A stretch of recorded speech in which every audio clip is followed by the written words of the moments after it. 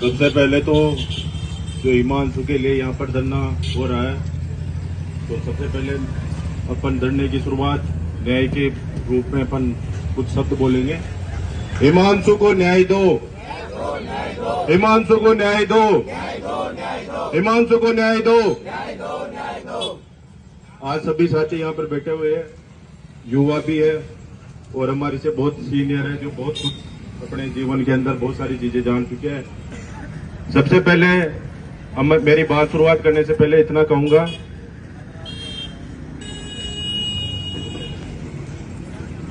सबसे पहले मैं अपनी बात शुरुआत करने से पहले ये कहूंगा कि जो हिमांशु नन्हा बच्चा अभी बता रहे कि 5 बहनों में एक लड़का है, और उस परिवार का ये बच्चा आज जो हमारे हीरालाल जी जो नागर थे, उनका जो ये उनकी जो रैली निकल रही थी वो एस्कॉर्ट के अंदर इस बच्चे के एक्सीडेंट से मृत्यु हो गई।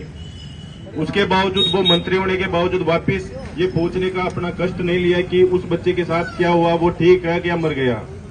और सबसे दुखद बात यह है कि हमारे जो जनप्रतिनिधि है राजेंद्र जी गुजर, उन्होंने भी इसके ऊपर किसी प्रकार का ध्यान नहीं दिया। हम जनप्रतिनिधि क्यों चुनते हैं? हम जनप्रतिनिधि इसलिए चुनते हैं कि गरीबों के जो भी अत्याचार होते हैं, किसानों के साथ शोषण होता है या इस प्रकार की घटनाएं होती है, उनके अंदर वो हमारे साथ शामिल हो और उसको न्याय दे। मगर बड़ी शर्म के साथ ये कहना पड़ रहा है कि विधायक भी इस पे ध्यान नहीं दे रहा और सरकार भी इस पे ध्यान नहीं दे रही है। वोट मांगने के लिए ये लोग हमारी जातियां बताते हैं और जातियों के नाम पे वोट ले जाते हैं, उसके बाद ये जनता पे किसी प्रकार का ध्यान नहीं देते हैं। और इससे बड़ी शर्मनाक और दुख वाली बात कुछ भी नहीं हो सकती।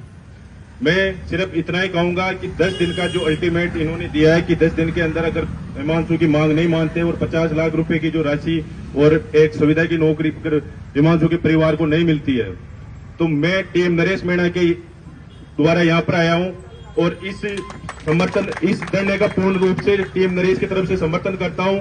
और 10 दिन के अंदर अंदर अगर ये सरकार इस बच्चे को न्याय नहीं देती है तो नरेश भैया खुद इस धरने में शामिल होंगे।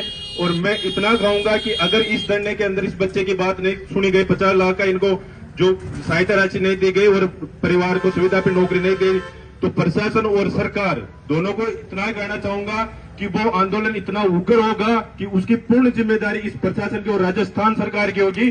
और वो किसी प्रकार में धरना बिगड़ेगा तो उसकी पूर्ण जिम्मेदारी प्रशासन की होगी।